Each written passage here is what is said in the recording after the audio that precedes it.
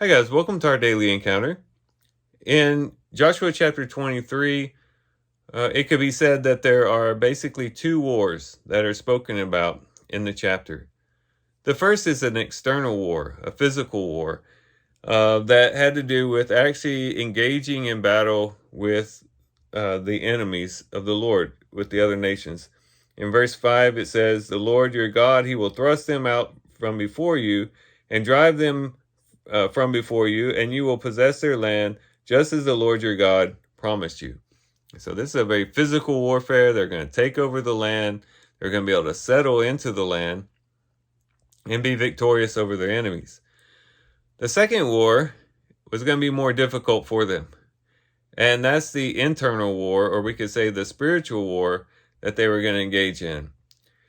And this one had to do with, after they settle into the land, them being influenced by the nations around them and being led astray from the ways of God and being led into sin and idolatry in injustice and things like that. And so a large part of this chapter is dedicated to that second war in verses 6 through 16. And there's some things that they needed to know to help them to be successful in this war.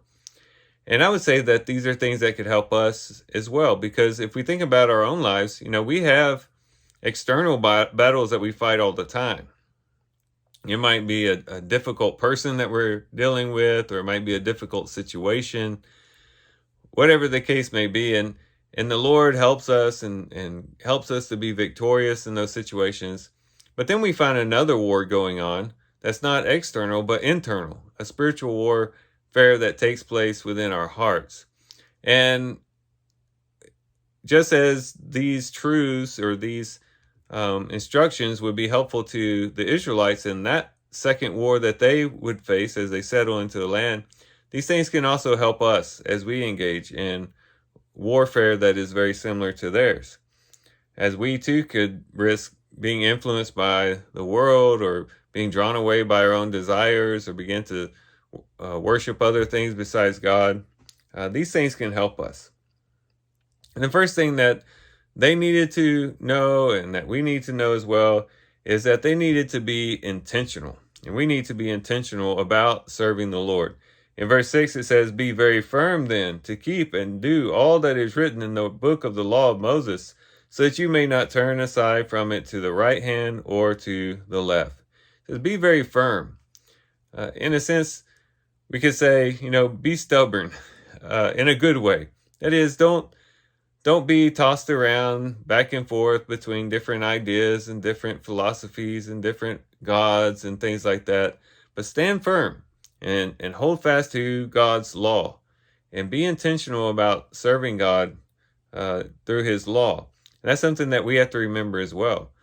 That if we want to be successful, if we want to be victorious in this internal warfare that oftentimes takes place in our hearts, we got to have resolve. We got to be intentional about serving the Lord and following what he has commanded us to do.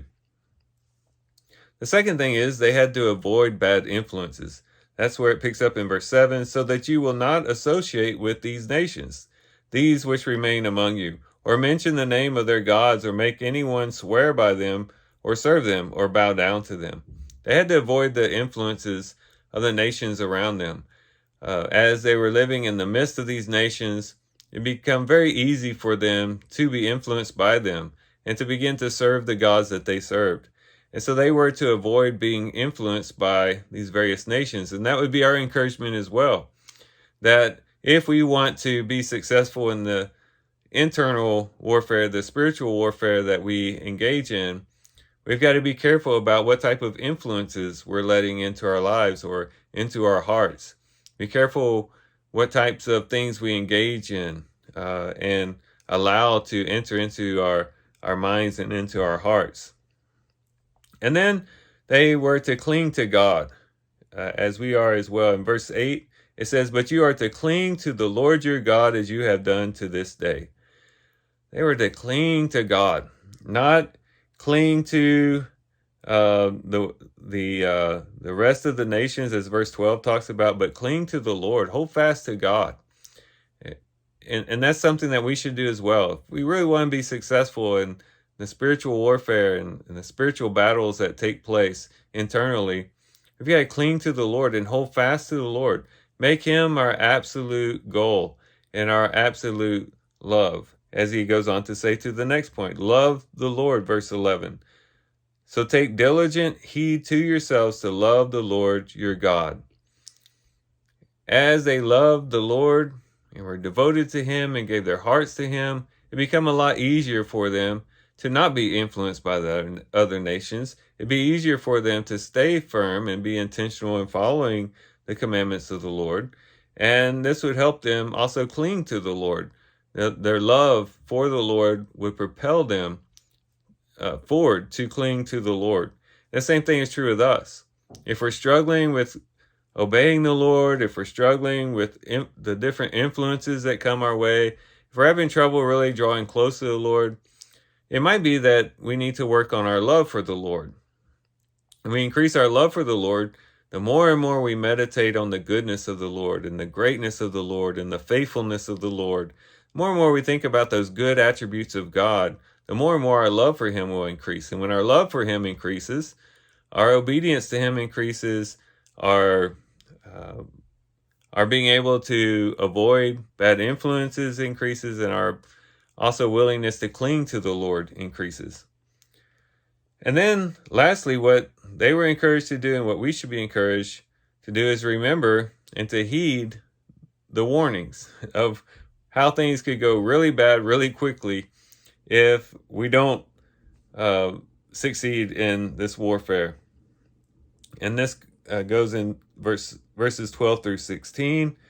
He says, for if you ever go back and cling to the rest of these nations, these which remain among you, and intermarry with them, so that you associate with them and they with you, know with certainty that the Lord your God will not continue to drive these nations out before you, but they will be a snare and a trap to you, and a whip on your sides and thorns in your eyes, until you perish from off the good land which the Lord your God has given you.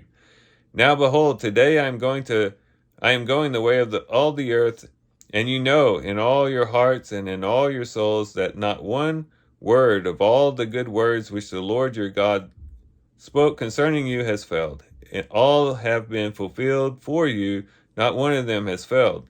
It shall come about that just as all the good words which the Lord your God spoke to you have come upon you, so the Lord will bring upon you all the threats until he has destroyed you from off this good land which the Lord your God has given you. When you transgress the covenant of the Lord your God, which he commanded you, and go and serve other gods and bow down to them, then the anger of the Lord will burn against you, and you will perish quickly from off the good land which he has given you.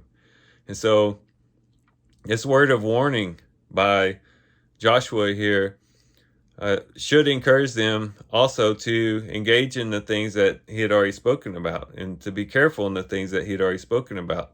To know that if they don't win this second war, that things are going to be tragic, and things will end tragically for them.